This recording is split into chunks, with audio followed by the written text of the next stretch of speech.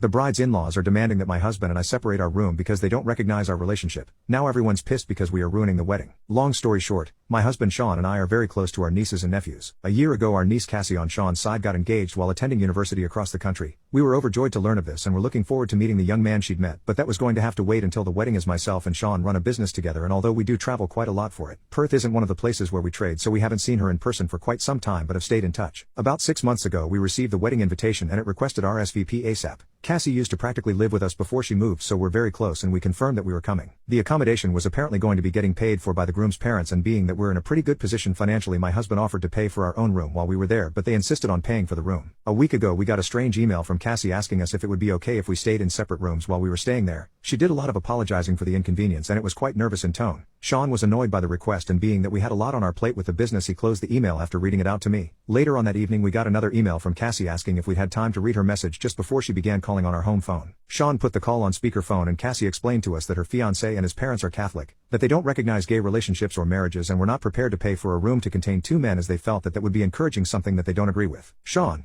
was annoyed, but he held his temper and told her that it was fine. We'd just pay for our own room as we'd offered to originally, but Cassie insisted that we not do that we just stay in separate rooms to avoid any dramas for her, and then she went on to tell us that we'd been seated at opposite tables for the reception and that her fiancé had requested that we not be in any photos standing together and avoid mentioning our relationship to any of his family. Sean lost his temper at this point and told Cassie that we would not be attending the wedding if that was the case, and hung up on her, and we've been bombarded with messages and calls from Sean's brothers and sisters telling us that Cassie is devastated and heartbroken, and that if we were not to attend, it would ruin the event for her, that we're being overdramatic, and that it's just a couple of days of pretending not to be in a relationship for the sake of Cassie's future marriage, and it's starting to make me feel like we should just reconsider and go, despite how insulting this whole thing feels. Would I be the a-hole if we stand strong on our decision not to attend?